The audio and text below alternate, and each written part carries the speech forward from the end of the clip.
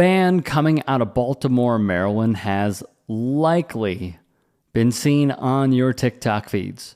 To be clear, they are deserving of your praise, your attention, and even price of admission, except for this show. This show right here, the cost was $0 to get in. Going back to their roots, Turnstile showed that all you need is community, vibes, good music, and good times to celebrate life. In addition, at Wyman Park Dell, thousands upon thousands upon thousands of fans showed up to sing, mosh, and dance with the collective on stage. Watch even here as bassist Franz Lyons has a huge smile on his face, watching the youngsters go crazy at their show. Beautifully, what this event showed was a few things. First, the people want something to celebrate, to collaborate, to be a cohesive. They want a reason to congregate. They want a reason to let loose, especially during such chaotic times. The other is the power of music can lead to great causes and great things. What exactly do I mean by that? Well, allow me to explain. At this show, via Billboard.com, fans traveled across the country to this event, which is about 16 acres. Featured, of course, crowd surfing, moshing, sing-alongs. Here's the kicker.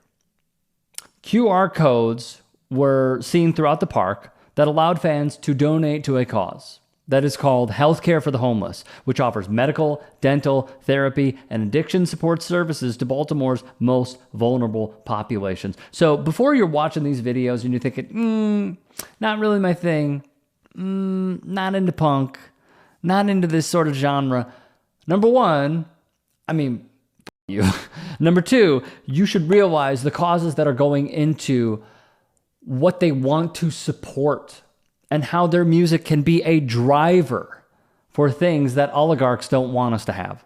The Baltimore Banner, who does great work, by the way, fantastic journalist, broke story after story after story in the Baltimore area, reported that they raised money for Baltimore's healthcare for the homeless, and their drummer, Daniel Fang, told the outlet prior to this raucous show, that aspect of inclusivity is really important for us. So if we're able to do it for free at an outdoor park of all places, that's just the peak of our ideal show. This is kind of what we dream of. So I was watching so many clips of the Turnstile show in Baltimore in that park, and I got really emotional.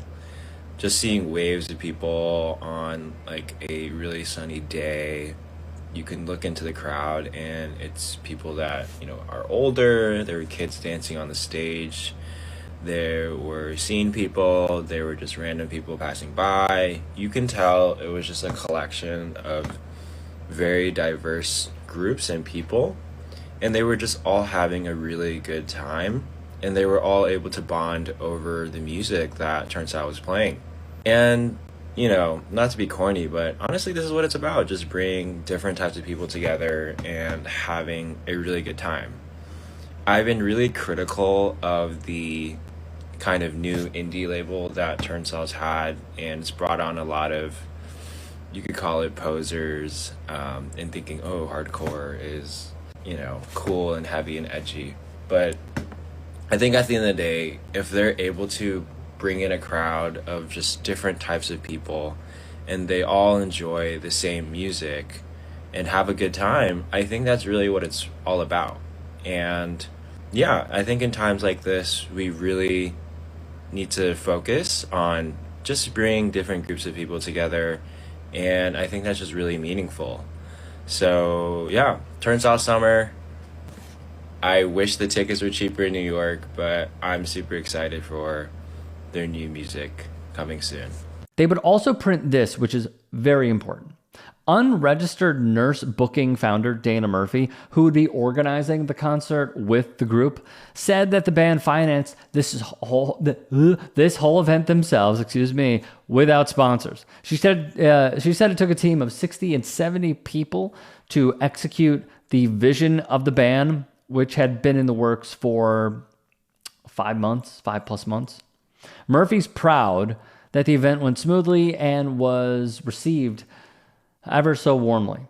The buzz was there prior to showtime. Baltimore Banner and other outlets spoke with people who had camped out, who had even flown across the country, even from California, to go and see this show.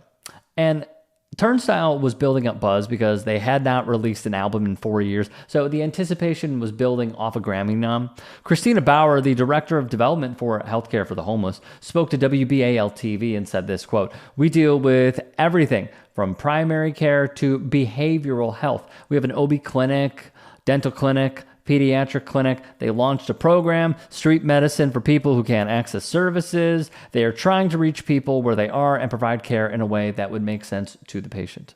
And of course, the group. Talent coordinator Murphy hit the nail on the head here once more. And this is the quote to end all quotes. "We wanted a show to be for everybody, the same way that healthcare should be for everybody." Class politics in the sense of which side are you on? Are you going to stand with working families? Are you going to raise the minimum wage to a living wage or not? Are you going to fight to guarantee health care to all people or not?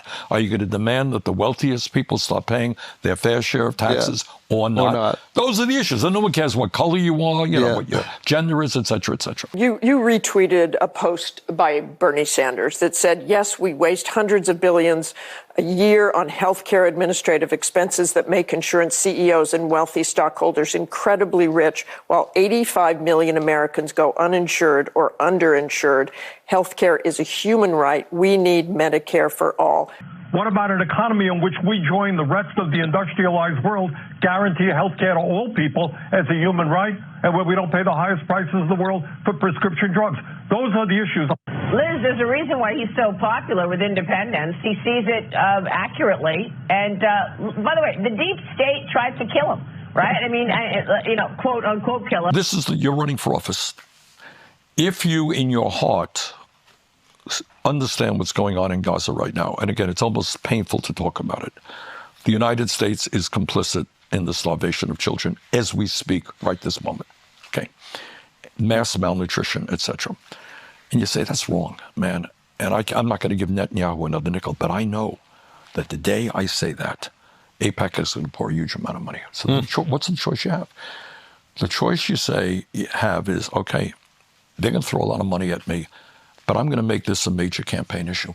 Ooh. I ain't going to run away from it. Yeah. What do we stand for as a nation? And I'll tell you something, getting back to the Democratic Party. What the Democratic establishment people say, well, Gaza, it's an issue out there, but it's not the main issue. It's not the pocketbook issues, more important. Healthcare is more important.